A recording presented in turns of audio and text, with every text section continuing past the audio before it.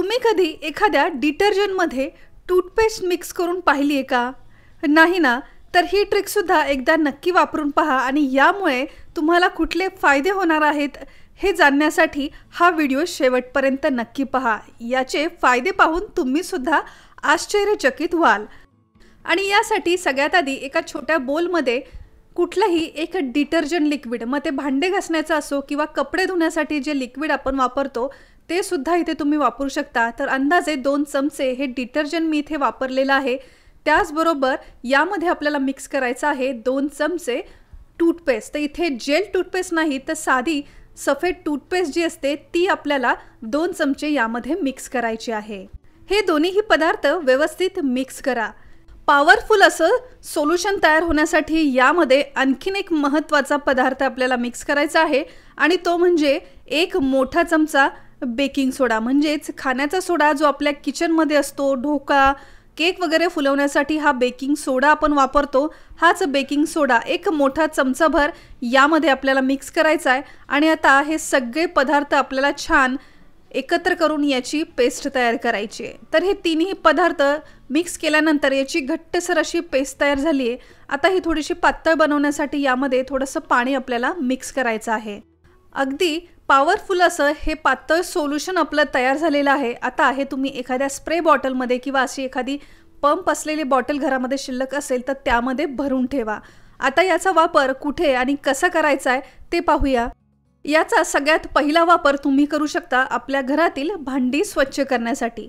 आपल्या घरामध्ये असलेली बरेचशी काचेची भांडी किंवा क्रॉकरी सेट वगैरे असतात जे अगदी काही दिवसाच्या वापरातच त्यावरती पांढरट डाग पडतात. त्याची जी चमक असते ती चमक निघून गेलेली असते.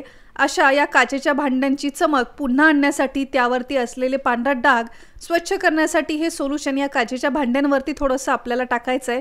सॉफ्ट स्क्रबरने हे भांडी स्वच्छ करून स्वच्छ पाण्याने धुवून घ्यायचे. तर तुम्ही पाहाल अगदी एकदाच वापरल्यानंतर भांडी ज्यावरची अगदी चकाकी निघून गेली होती ती चमक पुन्हा येईल.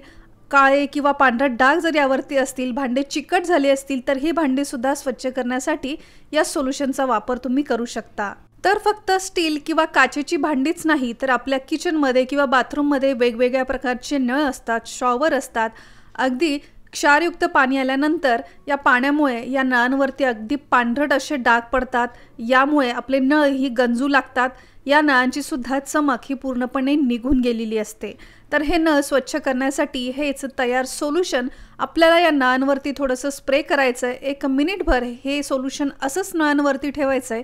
यानंतर एका सॉफ्ट स्क्रबरच्या मदतीने हा नळ आपल्याला स्वच्छ घासून धुवून घ्यायचा आहे. तर तुम्ही पाहाल फक्त एकदाच वापरल्यानंतर नळांवरती अगदी जुनाट असे डाग असतात. मग ते गंजलेले असोत किंवा पाण्याचे क्षाराचे डाग असतील तर हे डाग स्वच्छ करण्यासाठी हे सोल्युशन खूपच उपयोगाचं ठरतं. जे तुम्ही इथे समोर पाहू शकता. फक्त एकदाच वापरल्यानंतर नळ आपला तर स्वच्छ झालेलाच आहे. त्याचबरोबर नळाची जी चमक होती ती सुद्धा पुन्हा वापस आलेली आहे. नळ आपले अगदी नव्यासारखे चमकतायत.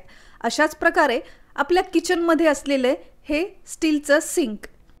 भांडी स्वच्छ करण्यासाठी सगळ्यात जास्त या सिंकचा आपण वापर करतो ज्यामध्ये मसाल्याचे, तेलाचे अगदी चिकट असे डाग या सिंकवरती पडतात. अगदी काही दिवसाच्या वापरातच आपण पाहतो की आपलं हे जे सिंक आहे अगदी जुनाट दिसू लागतं, त्याची चकाकी निघून गेलेली असते.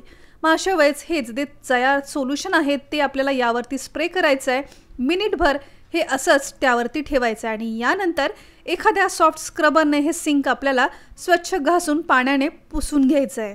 या सोल्युशनमध्ये आपण टूथपेस्टचा सुद्धा वापर केलेला आहे ज्यामुळे या स्टेनलेस स्टीलचं जे सिंक आहे त्यावरती असलेली चकाकी किंवा चमक पुन्हा आणण्यास मदत होणार आहे. त्याचबरोबर यामध्ये जर कुठल्या पदार्थाची दुर्गंधी असेल तर दुर्गंधीसुद्धा याच टूथपेस्टने दूर होण्यास मदत होते.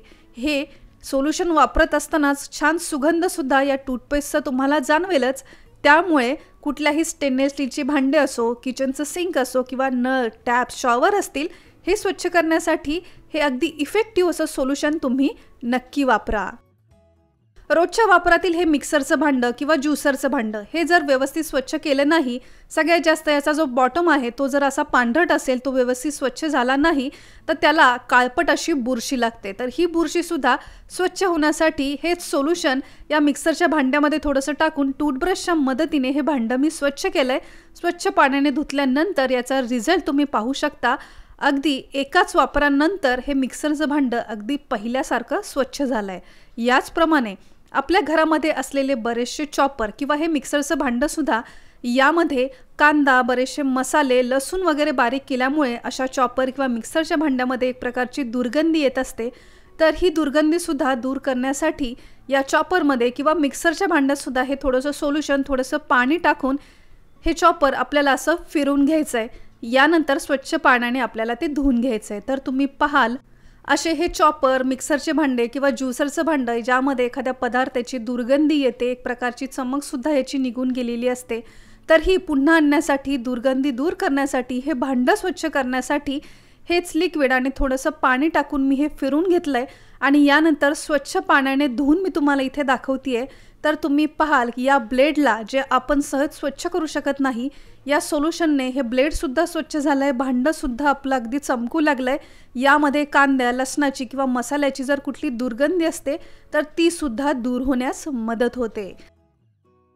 अशाच प्रकारे घरातील लहान मुलांच्या दुधाच्या बॉटल्स असतील किंवा पाण्याच्या बॉटल्स असतील किंवा लहान मुलं जर शाळेमध्ये वॉटर बॉटल्स नेत असतील तर त्यामध्ये सुद्धा एक प्रकारची पाण्याची दुर्गंधी येत असते. तर ही दुर्गंधी दूर करण्यासाठी सुद्धा या बॉटल्समध्ये हेच थोडंसं सोल्युशन टाकून या बॉटल्स आपल्याला स्वच्छ धुवून घ्यायच्या आहेत. तर तुम्ही पाहाल फक्त एकदाच वापरल्यानंतर या सोल्युशनमध्ये पाण्याच्या बॉटल किंवा दुधाच्या बॉटलमध्ये असलेली दुर्गंधी दूर तर होतेच, त्याचबरोबर बॉटल्स आतूनही स्वच्छ होतात.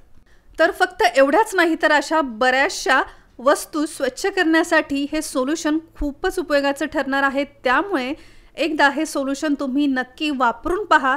एकदा हे सोल्युशन बनवून अगदी 15 ते 20 दिवस तुम्ही हे सहज वापरू शकता. त्यामुळे एकदाच मोठ्या प्रमाणात सुद्धा तुम्ही हे बनवून ठेवू शकता.